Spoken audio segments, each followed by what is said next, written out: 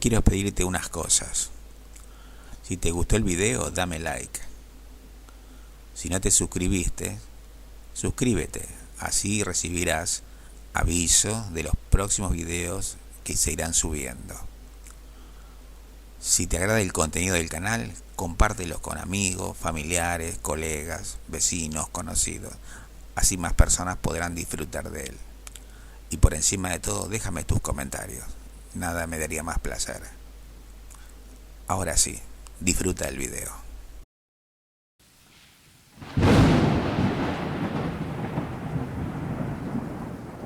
Hola, ¿qué tal? ¿Cómo están ustedes? Seguimos en nuestras reuniones antes del video. Bueno, el tema de hoy es muy interesante, es un gran enigma de la humanidad y se trata de la guerra de Troya. Como no sabemos si simplemente se trata de un poema épico que cantó el poeta griego Homero o sucedió en la realidad. Con respecto a la guerra de Troya sucede lo mismo que con la Atlántida, con la diferencia que en la Atlántida está respaldada por muchas leyendas en todos los pueblos y en todas las épocas de una gran inundación. Con la guerra de Troya no sucede lo mismo, simplemente es conocida por la humanidad a través de los poemas de Homero en la Ilíada y la Odisea, y esos son los, digamos, registros históricos, si lo podemos llamar así, que nos hablan de esta guerra que se considera hasta ahora mítica. Sin embargo, en la zona donde siempre se dijo que estuvo emplazada Troya, se han encontrado restos y empiezan a salir a la luz datos muy interesantes y tenemos la esperanza de que con el tiempo, a medida que las investigaciones progresen, llegaremos a saber si realmente sucedió o no. Como dije al principio, fue conocida por los poemas épicos de Homero, la Ilíada y la Odisea, los únicos dos que han llegado hasta nuestros días. Y de ahí se habla de esta guerra entre los aqueos, los antiguos griegos, y los troyanos. En Troya se hizo un asedio de 10 años y al final, por medio de un ardid, un caballo de madera, un grupo de guerreros griegos entraron a la ciudad y bueno, estaban todos ebrios, estaban festejando la victoria, que creían que los griegos se habían retirado, y en realidad fue un ardid para entrar dentro de la ciudad. Y todo salió bien. Pero esta información, referencias, solamente vienen de los poemas de Homero. Y no sabemos hasta qué punto es verdad o es mentira, cuánto hay, digamos, de imaginación y cuánto hay de verdad histórica. Pero bueno, tenemos que tener fe que la investigación arqueológica va a ir progresando, cada vez se van a inventar aparatos o sistemas que van a poder sacar a la luz restos y posiblemente se encuentren registros históricos que nos lleven a investigar e incluso a conocer si es una verdad histórica. Estamos ante un enigma maravilloso, es una linda oportunidad para aprender cómo la arqueología, a través de, digamos, de una obra que pareciera ser producto de la imaginación de un poeta, ha ido encontrando restos de ciudades, porque se encontraron 9 Troyas. Está en una montaña artificial ya, en lo que hoy es la Turquía asiática, y se han encontrado 9 ciudades, y algunas coinciden en tamaño y en opulencia con la Troya que canta Homero, porque se encontraron grandes murallas, buenos sistemas defensivos e incluso restos de incendiados, que pareciera que la ciudad estuvo bajo asedio, y otros datos también que muestran que estuvo bajo un asedio en algún momento de su historia, ciertos restos de Troya. No quiero tampoco contarles todo, esto está mucho mejor, más detallado dentro del video. Que lo tienen, que les recomiendo que lo vean hasta el final y van a quedar satisfechos y van a tener esa sensación, como tengo yo, de que estamos por buen camino y no falta mucho para descubrir la verdad. A mí me da la sensación de que los poemas de Homero hablan de una ciudad que existió en algún momento. Y la guerra de Troya tal vez haya existido. Posiblemente no tan como la cuentan en los poemas, que está todo embellecido o exagerado, pero que sucedió me da la impresión que sí. Así que amigos, no quiero seguir agregando más. Mira el video hasta el final. Como siempre, denme un like si les gusta. Y nos seguimos viendo en otros videos.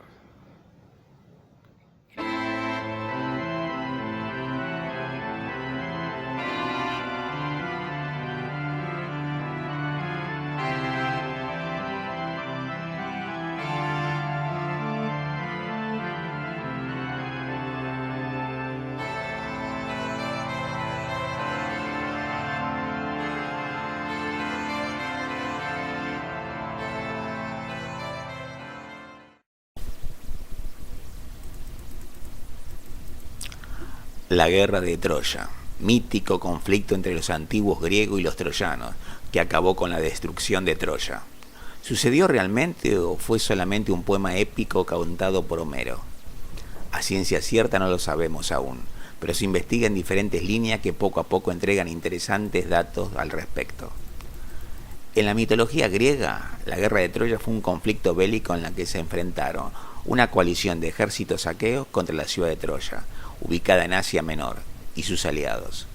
Según Homero, se trata de una expedición de castigo por parte de los aqueos, cuyo casus belli habría sido el rapto o fuga de Helena de Esparta por el príncipe Paris de Troya. Eratóstenes fechó la guerra de Troya entre el 1194 y 1184 a.C., la Marmonparium entre 1219 y 1209, y Heródoto en el 1250 a.C. No obstante, la realidad histórica de esta guerra es motivo de debate. Esta guerra es uno de los ejes centrales de la épica greco-latina y fue narrada desde la época arcaica en un ciclo de poemas épicos, de los que solo dos han llegado intactos a la actualidad, la Ilíada y la Odisea, atribuidos a Homero. La Ilíada describe un episodio de esta guerra y la Odisea narra el viaje de vuelta a casa de Odiseo, uno de los líderes griegos. Otros muchos escritores griegos y romanos posteriores elaboraron diferentes relatos sobre esta guerra. Asimismo, los pintores y escultores representados en sus obras múltiples pasajes de la guerra de Troya. Los antiguos griegos creían que la guerra de Troya había sucedido realmente. El historiador Heródoto opinaba que esta guerra había sido la causa originaria de las enemistades entre persas y griegos. Incluso algunas de sus costumbres estaban relacionadas con esta guerra, como las vírgenes que enviaban anualmente los locrios al templo de Atenea de Troya. Por otra parte, los romanos se consideraban descendientes de los troyanos que consiguieron sobrevivir a la guerra. No obstante, algunos autores de la antigüedad cuestionaban la veracidad de algunos de los eventos relatados. Las excavaciones realizadas por Heinrich Schliemann a finales del siglo XIX, así como el estudio de documentos de los archivos reales del Imperio hitita, empezaron a alimentar un prolífico debate sobre la existencia de un fundamento histórico en la guerra de Troya. Sin embargo, aunque la identidad de Troya como escenario histórico cuenta con el acuerdo de la mayoría de los investigadores, no se ha podido demostrar que se emprendiera contra la ciudad una expedición de guerra capitaneada por atacantes griegos. Conozcamos un resumen de lo que cuenta la mitología griega sobre el lejano antecedente, el inicio, desarrollo y final de la guerra de Troya. Zeus se convierte en rey de los dioses tras destronar a su padre, Cronos. Cronos, a su vez, había destronado a su padre, Urano. Zeus escucha una profecía en la que él, a su vez, será destronado por uno de sus hijos. Otra profecía dice que un hijo de la ninfa Tetis sería más grande que su padre. Posiblemente por alguna de estas razones, Tetis se casó por orden de Zeus con un mortal, el rey Peleo. Peleo y Tetis tuvieron un hijo llamado Aquiles, quien, según otra profecía, moriría joven en Troya. Todos los dioses fueron invitados a la boda de Peleo y Tetis, excepto Eris. Esta se presentó de improviso en la boda y dejó sobre la mesa una manzana de oro en la que estaba inscrita la palabra Calisti, para la más hermosa. La manzana fue reclamada por Hera, Atenea y Afrodita. Zeus resolvió el asunto nombrando árbitro a Paris, un príncipe de Troya, que había sido criado como pastor a raíz de una profecía, según la cual sería el causante de la caída de Troya. Las diosas quisieron sobornar a Paris, ofreciéndole dones en caso de resultar elegida. Atenea le ofreció la victoria en la batalla. Hera le prometió el poder político, y Afrodita le ofreció el amor de Helena de Esparta. Paris concedió la manzana a Afrodita. Helena era hija de Leda, la cual estaba casada con Tindáreo, rey de Esparta, y fue seducida por Zeus en forma de cisne. Las tradiciones difieren sobre cuál de los 4 hijos de Leda eran de Zeus y cuáles de Tindáreo, pero Homero presentaba a Helena como la hija de Zeus. Helena tenía muchos pretendientes y Tindáreo estaba poco dispuesto a elegir uno por miedo a que los otros tomasen represalia. Finalmente, uno de los pretendientes, Odiseo de Ítaca, Ulises en la mitología romana, propuso un plan. Hizo prometer a todos que defenderían a quien fuese elegido como esposo de Helena. Una vez efectuado el juramento, Tindáreo, o la propia Helena, según otra tradición, eligió a Menelao, y además le cedió el trono de Esparta. Por otra parte, su hermano Agamenón, casado con la hermana de Helena, Clitemnestra, ostentaba el trono de Micenas. Enviado a hacer tratos diplomáticos a Esparta, Paris aprovechó que Menelao tuvo que viajar a Creta para rendir honores fúnebres a su abuelo y con la ayuda de Afrodita raptó o sedujo a Helena. Juntos embarcaron rumbo a Troya, donde llegaron tras una larga travesía en la que pasaron por Fenicia y Chipre. Todos los reyes y príncipes de Grecia fueron llamados a cumplir su juramento y recuperarla. Finalmente se reunió una flota de más de 1000 naves a mando de Agamenón. Antes de que el grueso de la armada griega llegara a Troya, fue enviada a la ciudad una embajada en la que Odiseo y Menelao solicitaron a la asamblea de los troyanos la devolución de Helena junto con todas sus pertenencias. Los troyanos se negaron e incluso pretendieron matar a los enviados, pero se salvaron gracias a la mediación del troyano Antenor. Tras este evento, los griegos llegaron a las playas de Troya, donde entablaron una primera batalla contra los troyanos que trataron de impedir el desembarco. Tras la batalla en la playa, los aqueos lograron imponerse. Los griegos sitiaron Troya durante 9 años. Durante ese tiempo saquearon muchas ciudades de la zona.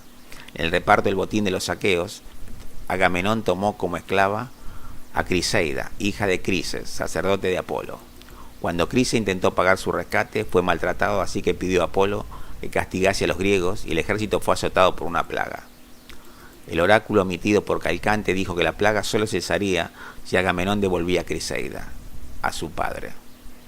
Enojado por esto, y con Aquiles, que garantizó el cumplimiento del oráculo, Agamenón aceptó devolver a Criseida, pero a cambio tomó a la concubina de Aquiles, Briseida. Por esta causa, Aquiles se negó a continuar luchando en la guerra y pidió a su madre Tetis que intercediera para que Zeus favoreciera a los troyanos y causase males a los aqueos. Los siguientes días, los griegos fueron duramente castigados en la batalla y los principales guerreros, salvo Áyax, fueron heridos gravemente. Los troyanos, capitaneados por Héctor, avanzaban sin parar sobre las posiciones griegas, llegando incluso hasta las naves, las cuales comenzaron a prender fuego. Lo hubiesen logrado a no ser por la resistencia de Áyax y la llegada de Patroclo. En vista del peligro, Aquiles había dejado que su compañero Patroclo llevase su armadura y encabezase las tropas en la batalla. La llegada de Patroclo dio nuevos ánimos a los griegos y lograron expulsar a los troyanos de las naves. Sin embargo, Héctor dio muerte a Patroclo y se quedó con la armadura de Aquiles tras una ardua batalla que se había desencadenado alrededor del cuerpo sin vida de Patroclo. Cuando le llegó la noticia de lo sucedido, Aquiles juró venganza. Mató a Héctor y arrastró su cuerpo atado a su carro alrededor de las murallas de Troya 3 veces. Después de celebrar unos juegos fúnebres en honor de Patroclo, Aquiles seguía dolido y continuaba dando vueltas cada día al cuerpo de Héctor alrededor de la pira funeraria de Patroclo. Finalmente Príamo, acompañado por Hermes, fue una noche en persona a suplicarle que devolviese el cuerpo de su hijo, con lo que se ablandó y aceptó una tregua de 12 días mientras durasen los funerales de Héctor. Poco después de la muerte de Héctor llegaron nuevos aliados en ayuda de los troyanos. Tras estos eventos se produjo la muerte de Aquiles, bien de una flecha en su talón lanzada por Paris y dirigida por Apolo, o en otra versión directamente por el dios Apolo. Se celebraron unos juegos funerarios en su honor. En otra versión bastante diferente de las anteriores, Aquiles fue asesinado en una emboscada que le tendió Paris con ayuda de su hermano Deifobo en el templo de Apolo Timbreo, donde llegó con la intención de concertar su casamiento con una de las hijas de Príamo, Polixena. La armadura de Aquiles era motivo de disputa entre Odiseos y Áyax. Compitiendo por ella, resultando vencedor Odiseo, Áyax encolerizado juró matar a sus compañeros, pero a causa de un ataque de locura que le había infundido Atenea, comenzó a matar animales de ganado, pensando que eran soldados griegos. Posteriormente, tras recobrar la cordura, se suicidó. Calcante profetizó que Troya solo podía ser tomada si recuperaban las flechas de Heracles, que estaban en poder de Filoctetes. Odiseo y Diómenes trajeron a Filoctetes de Lemno. Su herida fue curada por Podalirio. Filoctetes mató a Paris con sus flechas. Después de la muerte de Paris, otros dos hijos de Príamo, Deifobo y Heleno, disputaron por ser el nuevo esposo de Helena.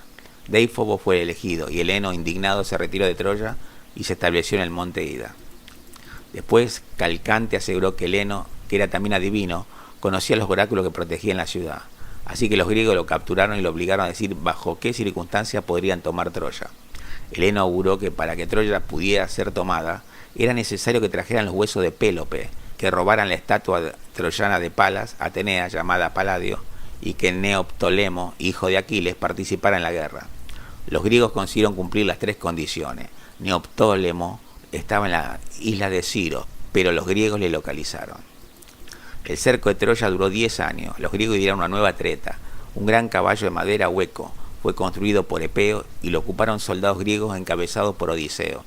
El resto de la armada griega fingió partir y un espía griego, Sinón, convenció a los troyanos de que el caballo era una ofrenda a Atenea, a pesar de las advertencias de Laocoonte y Casandra. Los troyanos introdujeron el caballo en la ciudad e hicieron una gran celebración. Y cuando los griegos salieron del caballo, la ciudad entera estaba bajo el sueño de la bebida. Los guerreros griegos abrieron las puertas de la ciudad para permitir la entrada del resto de las tropas y fue saqueada sin piedad alguna. Durante el saqueo, los griegos masacraron la mayor parte de los troyanos y prendieron fuego a la ciudad. Casandra fue ultrajada por Áyax el menor o arrastrada por este mientras ella se hallaba agarrada a la estatua de Atenea. Menelao mató a Deifobo y recuperó a Helena. El rey Príamo fue muerto por Neoptólemo en el altar de Zeus, Perseo. Astiágnate, hijo de Héctor, también fue asesinado por los aqueos, que lo arrojaron desde lo alto de una torre. Después del saqueo, los griegos celebraron sacrificio a los dioses. Algunas de las mujeres troyanas que quedaron con vida fueron esclavizadas. Neoptólemo obtuvo a la esposa de Héctor, Andrómaca. Agamenón obtuvo a Casandra. La reina Écuba fue parte del botín otorgado a Odiseo, puesto que Antenor, cuñado de Príamo, había sido partidario de devolver a Helena a los griegos, se le perdonó la vida junto a su familia. Luego lideró a un grupo de troyanos que se asentaron en las costas del Adriático creando una nueva Troya. Se le atribuye la fundación mítica de Padua. Eneas lideró un grupo de supervivientes incluyendo a su hijo Ascanio, el trompetero Miceno, su padre Anquises y el médico Jápige. Su mujer Creusa desapareció ante el saqueo de la ciudad. Huyeron de Troya en varios barcos buscando establecerse en un nuevo hogar. Arribaron a varios países cercanos que no se mostraron hospitalarios y finalmente les fue profetizado que debían volver a la tierra de sus antepasados. Primero lo intentaron en Creta, que Dárdano había colonizado, pero lo encontraron arrasado por la misma plaga que había expulsado Idomeneo. Encontraron a la colonia dirigida por Heleno y Andrómaca, pero rehusaron permanecer ahí. Tras 7 años llegaron a Cartago, donde Eneas tuvo un romance con Dido. Finalmente los dioses ordenaron continuar, Dido se suicidó y llegaron a Italia. Aquí una profetisa lo llevó al inframundo y predijo la grandeza de Roma, que sería fundada por su gente. Negoció un asentamiento con el rey local latino y se casó con su hija Lavinia. Esto desencadenó una guerra con otras tribus locales, pero finalmente se fundó el asentamiento de Lavinio. Su hijo Ascanio, hijo de Eneas, o Creusa, o Eneas y Lavinia, fundó Alba Longa. 300 años después, según el mito romano, sus descendientes Rómulo y Remo fundaron Roma. Solo unos pocos de los aqueos llegaron felizmente a sus patrias. Algunos sufrieron grandes penalidades o fueron expulsados de su reino al llegar. Otros naufragaron y otros navegaron errante durante un tiempo hasta diferentes lugares del Mediterráneo, como el sur de Anatolia, Libia, Tracia, Italia, Sicilia, Chipre y otras islas, donde se establecieron y fundaron ciudades. Odiseo, después de 10 años de viaje, narrado en la Odisea, llegó a Ítaca tras 20 años, los 10 años de la guerra y los 10 de regreso. Durante su travesía estuvo en el país de los Cicones, en el país de los Lotófagos, en la isla de los Cíclopes, la isla de Olo, el país de los Lestrigones, en la isla de Circe, en el país de los Cimerios, en la isla de Calipso y por último en el país de los Feacios. Cuando llegó a Ítaca, muchos pretendientes al trono que lo creían muerto entablaron una batalla contra Odiseo. Este, ayudado por Telémaco y Eumeo y Filetio, pudo matar a los pretendientes y recuperó su reino. Agamenón regresó a su hogar en Micena. Su esposa Clitemnestra tuvo una relación con Egisto, hijo de Tiestes, primo de Agamenón, posiblemente como venganza por la muerte de Ifigenia. Clitemnestra se conjuró con su amante para matar a Agamenón. Casandra pronosticó este asesinato y avisó a Agamenón, pero él la ignoró. Fue asesinado en un banquete o en su baño, según diferentes versiones. Casandra también fue asesinada. El hijo de Agamenón, Orestes, que había estado lejos, regresó y conspiró con su hermana Electra para vengar a su padre. Mataron a Clitemnestra y a Egisto. Orestes se casó con Hermíone y retomó Micena, convirtiéndose en rey de todo el Peloponeso. Ahora veamos el debate sobre el trasfondo del mito.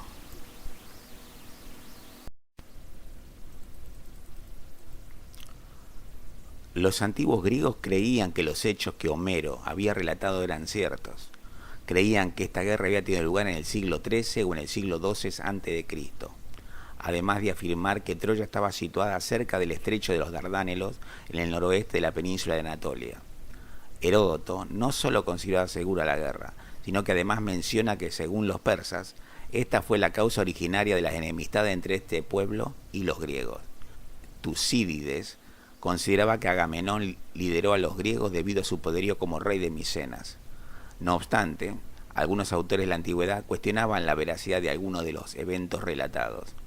Tucídides, en concreto, consideraba exagerada la cifra de los combatientes aqueos dadas por Homero, y Dion de Prusa elaboró un discurso en el que incluso defendía que los vencedores de la guerra habían en realidad sido los troyanos. Veamos qué datos sacaron a la luz las investigaciones en tiempos modernos. A partir de 1870, el arqueólogo alemán Heinrich Schliemann excavó la colina de Isarlik, donde se hallaron restos de una ciudad que coincide con la posición que desde la antigüedad se consideraba que ocupaba Troya. Desde entonces se han efectuado investigaciones arqueológicas tendientes a tratar de probar la historicidad de la guerra.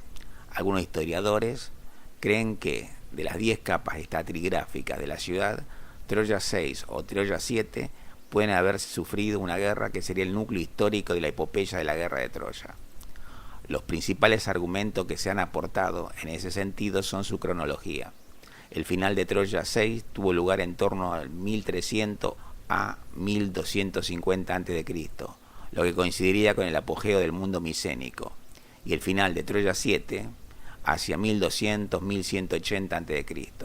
Su tamaño e importancia, a partir de 1988, se encontró la ciudad baja de Troya 6 protegida por un sistema defensivo, y la interpretación de algunos hallazgos arqueológicos particulares. A los argumentos arqueológicos se han añadido otros de tipo histórico, como la presencia de Troya en documentos contemporáneos del Imperio hitita bajo la denominación de Wilusa. Sin embargo, aunque hay un acuerdo general en identificar la Wilusa hitita con Troya, la interpretación de los documentos hititas que mencionan a la ciudad ha sido objeto de debate. Se ha argumentado que dichos documentos no son fácilmente interpretables, ni con respecto a su cronología, ni por la comprensión del contenido, y que, por ello, cada autor las interpreta según lo que más le conviene para apoyar sus postulados.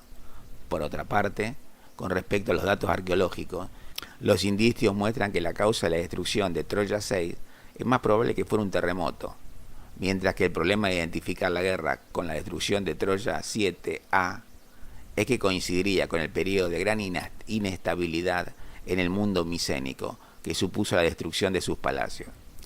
Otro aspecto controvertido es la comparación entre el mundo mostrado en los poemas homéricos y el panorama histórico del mundo micénico que se ha extraído de los textos y la arqueología micénica.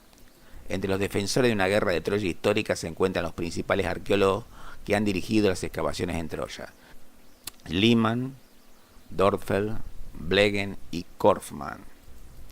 Frente a ellos se halla una corriente de opinión escéptica encabezada por Moses Finley, que niega la presencia de elementos micénicos en los poemas homéricos y señala la ausencia de pruebas arqueológicas acerca de la historicidad del mito.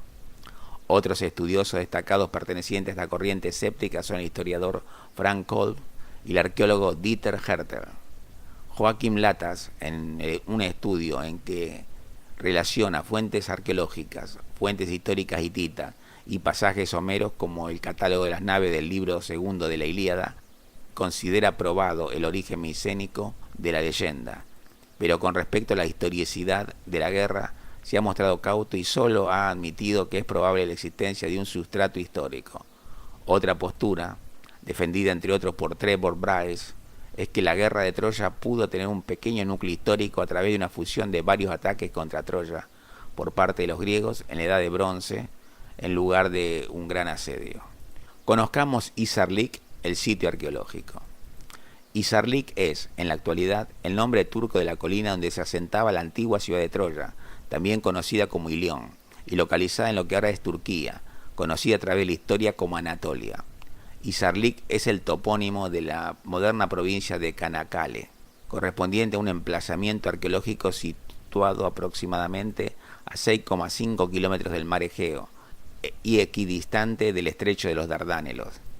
El redescubrimiento de Troya desde sus ruinas es una historia de proporciones heroicas comparable a la historia épica de la antigua Troya, ciudad que había sido destruida mucho tiempo atrás. El sitio arqueológico fue identificado con la Troya homérica desde el siglo XIX, aunque permanecen numerosas incertidumbres.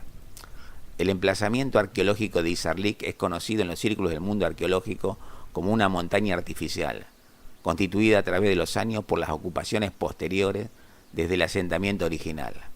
La montaña de Hisarlik, que mide sobre unos 30 metros de altura, fue identificada como el posible antiguo emplazamiento de Troya por un gran número de arqueólogos aficionados en la temprana época de 1800. El más dedicado de ellos fue Frank Calvert, cuyo pionero trabajo fue ensombrecido por el ahora famoso arqueólogo aficionado Heinrich Liesmann en la década de 1870. En 1998, el sitio arqueológico de Troya fue declarado Patrimonio de la Humanidad por la UNESCO. Situada en el borde de un cabo que proyecta el Egeo entre los Dardánelos y el Golfo de Edremit, el cual fue conocido en la antigüedad como Troas, Hisarlik fue una de las muchas pequeñas civilizaciones que lograron asentarse y prosperar en Anatolia. Estudios paleográficos sobre Hisarlik, llevado a cabo por John C. Craft, director del Departamento de Geología de la Universidad de Delaware, y los profesores de la Universidad de Ankara, Ilian Kayan y August Errol, identifica un ambiente favorable para la existencia de asentamiento hacia el año 8000 a.C., cuando la bajada del nivel del mar dejó tierras fértiles para poder cultivarlas, y zonas acuáticas poco profundas, pero que podían ser navegables. En otra parte de Anatolia hay abundante evidencia arqueológica de una cultura neolítica floreciente al menos unos 7000 años antes de Cristo. Podía haber sido el primer asentamiento urbano en todo el mundo, datado en el 6500 a.C., y ha sido descubierto en Catalhoyuk, en el Konya Obasi. Las evidencias procedentes de la cueva de Karain, cerca de Anatolia, nos muestran un asentamiento humano en la región de por lo menos hace 25.000 años de antigüedad. Mientras los registros arqueológicos nos han dicho mucho acerca de las ruinas, revelándonos pequeños detalles de los humanos que construyeron la ciudad de Troya y que la volvieron a reconstruir en posteriores ocasiones, el registro histórico de Troya está presente en los poemas épicos de Homero y habitantes que vivían en un mundo de héroes y dioses cuyas identidades e historias forman parte de la tradición oral de la región durante siglos antes de que el gran poeta griego nos hablara de ella en sus versos. Homero, sin embargo, no fue contemporáneo de esta historia. Nos sorprende que el contexto histórico épico en la Ilíada y en la Odisea no está tan claro como se desearía. A lo largo de la historia se han realizado varios intentos para identificar los orígenes de Troya. En 1946, un historiador americano, Carpenter, argumentó que la guerra de Troyana, lejos de ser un evento histórico, fue más bien una síntesis de muchos eventos que fueron recogidos de personas a lo largo de los siglos. En la Ilíada, la palabra más comúnmente usada para la ciudad de los troyanos no es Troya, sino Ilión. Carpenter envió esto como una evidencia de la posibilidad de que Troya no era realmente el nombre del asentamiento, pero que fue sí el nombre de un área habitada por los troyanos. Los griegos tenían una leyenda sobre la guerra contra los troyanos, pero habría desacuerdo acerca del sitio donde vieron los troyanos. Al menos un grupo de griegos los situaban en un lugar llamado Teutrania, en el área conocida como Misia. Historia de las excavaciones. Desde el comienzo del siglo XIX, el hallazgo de inscripciones en monedas había convencido a Edward Daniel Clark y John Martin Cripps de que en la colina de Isarlik, a unos 4,5 kilómetros de la entrada de los Dardánelos, en la provincia turca de Çanakkale, estuvo emplazada la ciudad de Troya al menos cuando era una ciudad greco-romana. En su disertación sobre la topografía de la llanura de Troya, publicada en Edimburgo en 1822, el estudioso escocés Charles Maclaren había sostenido la hipótesis de que el emplazamiento de la nueva Ilión greco-romana coincidía con el de la fortaleza cantada por Homero. Para corroborarlo, realizó un viaje a la Tróade en 1847 y en 1863. Reeditó su obra en la que confirmaba su hipótesis. Sin embargo, no todos los investigadores se mostraron de acuerdo. En 1776, el francés Marie-Gabriel Frogan Auguste de Choiseul-Gouffier había opinado que la antigua Troya estaba ubicada cerca de la aldea de Burnavaschi, a unos 13 kilómetros de los Dardánelos, y esta hipótesis fue popularizada en 1785 por Jean-Baptiste Le Chevalier, que, al visitar la zona, consideró que los restos debían estar en la colina denominada Ballidbach. Así pues, en 1864, un equipo dirigido por el diplomático austríaco Johann Georg von Hahn realizó excavaciones en esa colina y encontró restos de una antigua colonia griega. Pero este asentamiento solo había existido entre los siglos VII y VI a.C. y se ha identificado con la colina de Gentino. En aquella época, ambas posibilidades no eran seguidas demasiado en serio por la mayoría de los académicos. El primero que dirigió excavación en la zona de la colina de Isarlik fue el ingeniero John Brunton, en 1856, pero el lugar exacto donde realizó no está claro. Algunos años después, en 1865, Frank Calvert emprendió excavaciones en las que halló restos del antiguo templo de Atenea, de muros y de algunos fragmentos de cerámicas, pero tuvo que abandonar los trabajos. Cuando el alemán Heinrich Schliemann visitó casualmente a Calvert durante un breve viaje que había hecho a la Tróade en 1868, se convenció de que la ubicación de Troya estaba en esa colina. Por ello, a partir de 1871, el alemán inició allí las excavaciones a gran escala. La prosecución de los trabajos llevó a Schliemann a distinguir 7 ciudades o estadios de ocupación del lugar, asignando la fase de Troya II a la Troya homérica. Entre sus más llamativos hallazgos figura el llamado Tesoro de Príamo. A partir de 1882 volvió a excavar en el lugar junto con Wilhelm Dörpfel, que había trabajado en las excavaciones alemanas en Olimpia. Schliemann se vio obligado a reconocer que el estrato de Troya II era mucho más antiguo, y fue Troya VI la que pasó a ser considerada como la ciudad homérica. Tras la muerte de Schliemann, Dörpfel volvió a excavar entre 1893 y 1894. El resultado de estas campañas fue el hallazgo de 9 ciudades construidas sucesivamente las unas sobre las otras. Entre 1932 y 1938, un equipo estadounidense volvió a excavar en el lugar, bajo la dirección de Carl William Blegen, que diferenció con mayor detalle cada una de las fases de construcción de las ciudades y propuso a Troya Séptima como la ciudad destruida por los griegos, micénicos.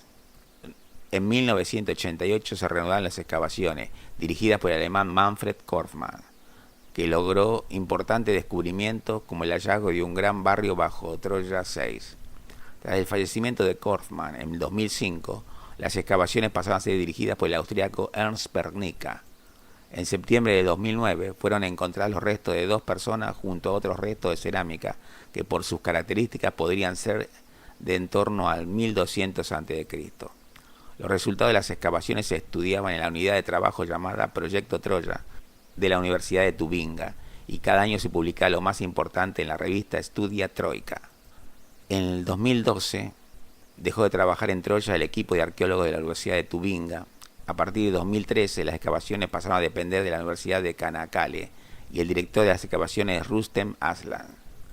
En 2009 los arqueólogos Ernst Pernicka y Hermann Born examinaron esta colección y mediante un análisis científico de una partícula de polvo adherida a uno de los objetos determinaron que la procedencia de este era compatible con el de la llanura troyana. Algunos años después, el museo llegó a un acuerdo con el Ministerio de Cultura y Turismo de Turquía para ceder estas obras en préstamo indefinido a Turquía y pasar así a formar parte de la exposición del Museo de Troya. A raíz de distintas excavaciones, ha sido reconstruida la historia de Troya y se han establecido 11 fases de ocupación. Una primera fase, denominada Troya 0, tuvo su inicio hacia el 3500 a.C. Las 4 siguientes, de Troya 1 a Troya 4, se desarrollaron durante el tercer milenio a.C., habiendo una clara continuidad cultural hasta la quinta. Troya 6 da fe de un segundo florecimiento de la ciudad.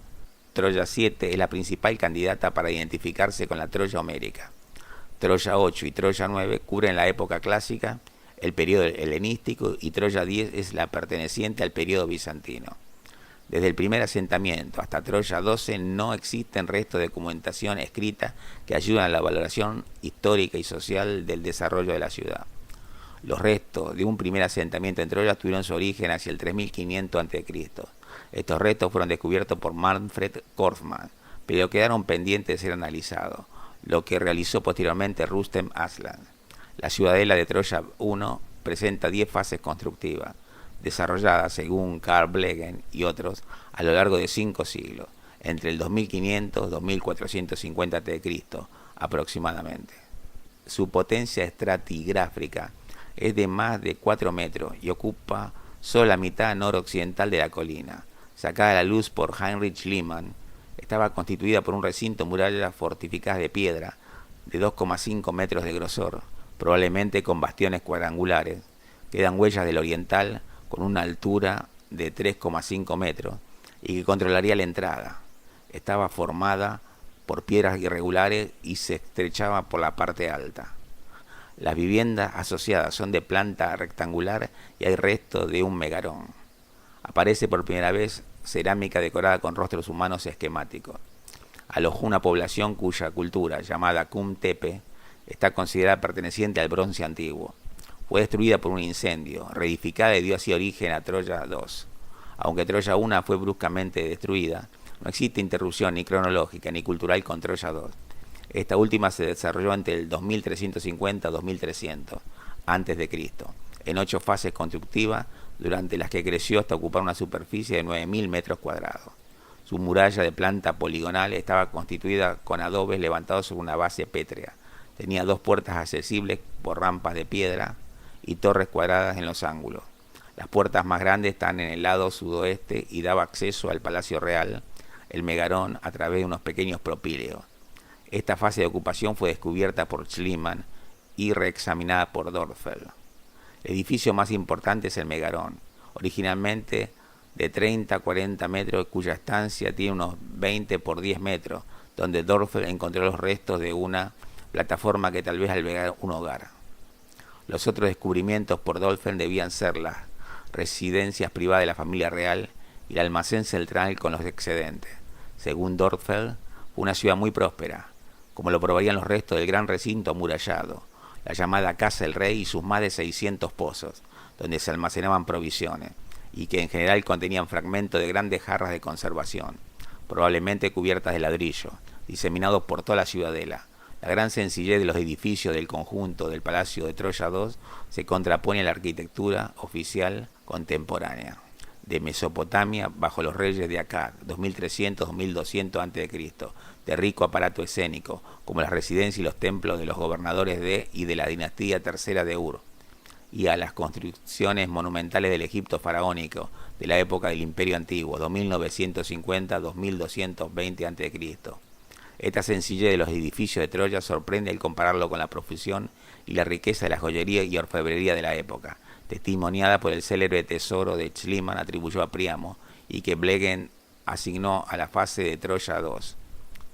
Este es el patrimonio artístico más ingente y significativo de la Troya del tercer milenio antes de Cristo. Este tesoro está compuesto de valiosos objetos de metales preciosos y piedra, que fueron donados por Schliemann a Alemania y tras el fin de la Segunda Guerra Mundial fueron llevados a Moscú, donde actualmente se encuentran. En este punto pienso que debemos detenernos. Son 10 Troyas los asentamientos de la colina Isarlik. Exponer lo que se hallaron en las otras capas y las interpretaciones correspondería más bien a un texto de arqueología que a un video documental como este. Ya tenemos suficiente información para saber lo esencial sobre este magnífico tema. Como siempre digo, el tiempo de a poco nos dará indicios que nos llevarán a completar el complejo rompecabezas. Así que esto es todo, amigos. Espero que hayan disfrutado tanto como yo con estos enigmas de la historia. Nos vemos en otro video.